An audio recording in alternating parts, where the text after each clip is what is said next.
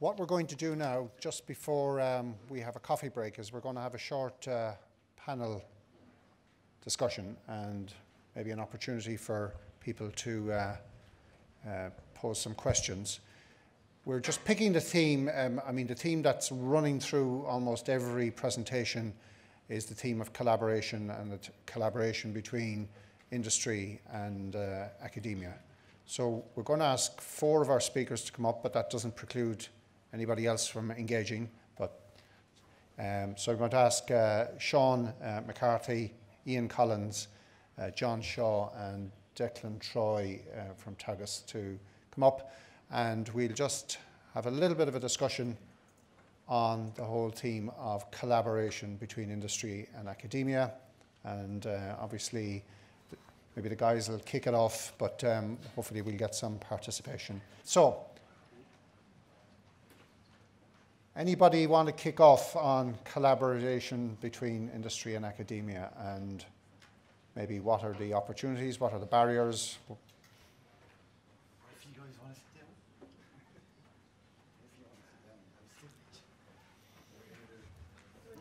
We actually have a question here from the audience, so maybe that'll kick it off. Gentleman down here. Yeah.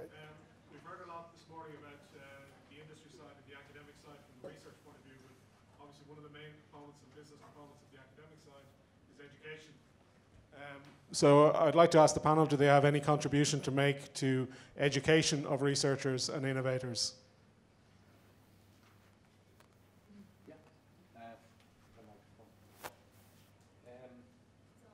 It's on, yeah. What I'm finding is that, somebody said this morning, I think it might have been even Hugh, you can't push scientists or academics in a way, you can only nudge them. And I've noticed over the last couple of years that policymakers do nudging by putting questions in work programs. Like, for example, if an academic is applying for funding and you want them to go in a direction, they add a question that forces them to think about it. Now, the question in all the evaluation criteria at the moment is impact. You know, so the scientists now are going back and saying, okay, I know my science. I spent the last 10 years learning about management. Now there's a new question. So I see that the policymakers are doing this. But to be honest, I give courses on impact, and it'll take another 5 years training. So I see a new breed of scientists coming through, and I think maybe 5 or 10 years they'll be good at science, good at management, and they'll be thinking about impact from the beginning. But it's a huge mind shift. So it's a form of training that I see being done through programs and so on. But I think there's a new breed of scientists coming, and I think in 10 years' time they'll be laughing at us here. That I think when people do their PhDs in future, they'll be thinking about KTIs and all of these things. Unlike some of us in the past, we just did a pure scientific degree. Yeah, I guess from speaking with a number of our client base, and I'm speaking purely from an industry perspective here, there does seem to be a shortage of skills within the STEM subjects, and I don't know what that really is, how you could resolve that. I think it's possibly doing something at 3rd level, but also at primary and secondary level as well. Certainly in our experience, when I'm discussing our clients who are expanding their activities, who are growing their businesses, bringing in additional capability and additional functionality, it seems that a common theme seems to be there's a struggle to actually hire the people that they really want to hire. And I think that probably boils back down to something around investing in education at an earlier stage of the process. Yeah, well, I suppose just from a Kingspan perspective, it's on, yeah, sorry, it's on. From a Kingspan perspective, we've embarked over the past couple of years on a smart products trajectory. So while we're very strong on innovation in our core products, this is a new thing for us, and it brings in the whole question of Internet of Things and IT generally. And while there's a huge amount of that going, a huge amount of investment in IT in Ireland, all the indigenous IT companies and multinationals are here in strength. we only have 950 IT graduates per annum in Ireland.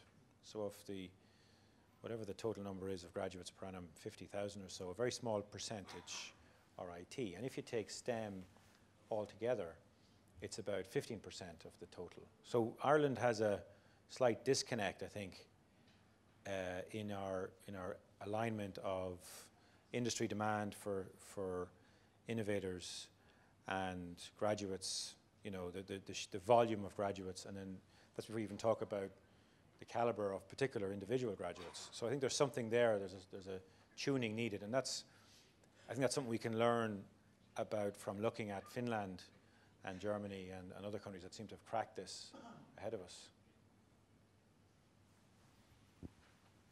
We have a question or a comment here. Hello, Paul Bolger from University College Cork. I suppose we've heard a lot this morning and this afternoon about the value of death and academia and industry speaking different languages. And this is a suggestion actually for yourselves for your next conference is a focus on the process of collaboration. We've got lots of centres out there at the moment that are doing a lot of industry collaboration between academia and industry, and I suppose there is a process that works, and there's best practice for that.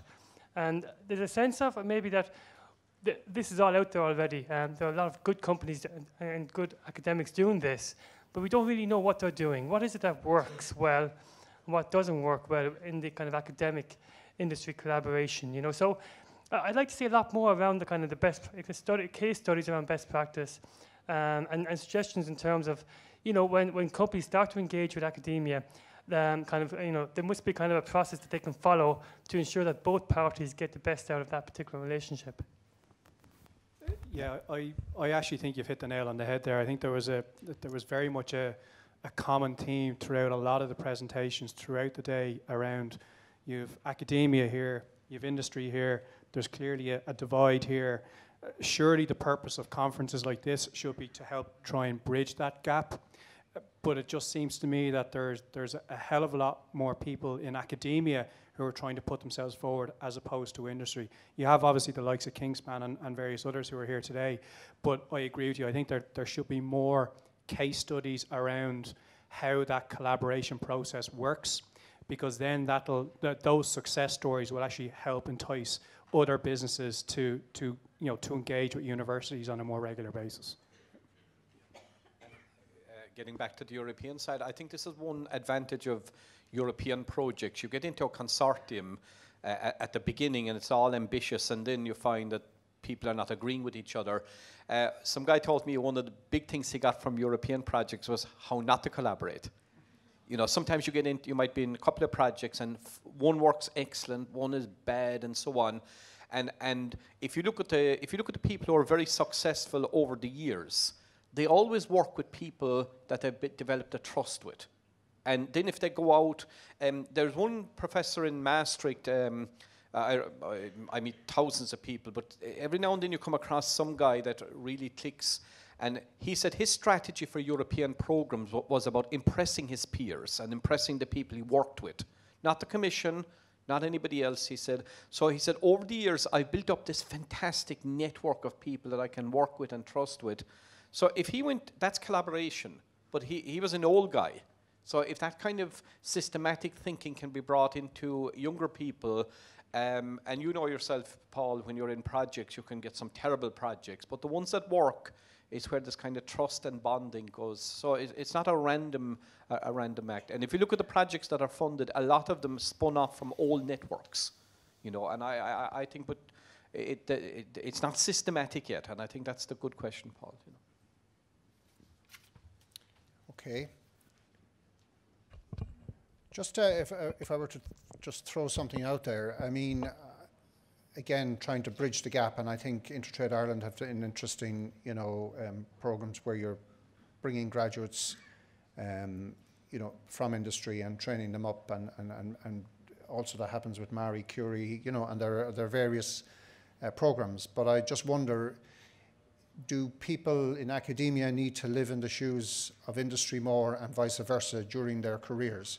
And should we have more incentives I mean, I've heard it said from one of my companies in IRDG, and this is a managing director who happens to be a German national and runs a very successful SME and is also an adjunct professor. And he said that if an engineer wanted to succeed in academia in Germany, they wouldn't be considered for an interview if they hadn't had 5 years working in industry. And he said it's very different here. So I just wonder, should we have more mechanisms for people living in each other's shoes to bridge that gap? Question, open question. I think there's so many mechanisms there already. I wouldn't go introducing any new ones. For example, Fusion from Intertrade. I love that one because it's a very simple, small budget, but enough to get it done. You have the RISE program in Marie Curie, which is a staff exchange scheme. You have the Marie Curie European Industrial PhD, which is another one. And so I think there's enough out there. We wouldn't. I think the Fusion presentation, I think that's a nice one. But it's getting. What I found is that there's not enough emphasis put in training companies to communicate with universities. That's the part I found. Most of the emphasis is blaming the academic for not understanding the company. And we did a pilot, 2013, I had a small bit of time in my hands, and we developed a workshop to see could we train companies. And we didn't call it funding or anything, we called it skills for international business. And they couldn't believe that the technologies were out there that could get them, and there was funding there for it. So we picked just 5 companies in West Cork, and I think more of that kind of thing. It doesn't, it's something, think about companies need to understand how to work with academics, and I don't think there's enough addressment of that. So this kind of transfer thing could address it. But I think, Paul, things can be made systematic. If you do it ad hoc, it'll take years, but I think these things can be developed, Yeah, and just to add to that, I think there's probably a little bit of an education process and broadening awareness that needs to be considered as well. So I don't think it's just about businesses don't know how to go about it. I just think the information isn't really out there in the public domain. I mean, certainly from my perspective, the amount of information that was presented today, there's a huge amount of information out there. If it could be distilled and maybe packaged into one particular place that industry could have access to, and here's a list of all the academic institutions, both within Ireland and at an EU level. Here's their expertise. Here's how to contact them. I think that'd be a very powerful tool in terms of educating companies to contact the academia. Okay, I think we're a comment, hopefully, as opposed to opening a new discussion, because we're going to... Sorry. Now, yeah. Barry Feeney, IT Tala, hopefully to be from a new technological university. So I was going to ask for comments on whether there was any difference between what one would expect from these new technological universities and the existing traditional universities. One comment from the Department of Computing, the IT graduate supply is going to improve over the next few years. It's already in the pipeline. May not be enough for all the demand that's there, but there will be a significant improvement in the next number of years. Yeah. Now, in Germany, these are called Universities of Applied Science. In the UK, there were polytechnics, and they became universities. In Finland, they're also called Universities of Applied Science. So I get this question.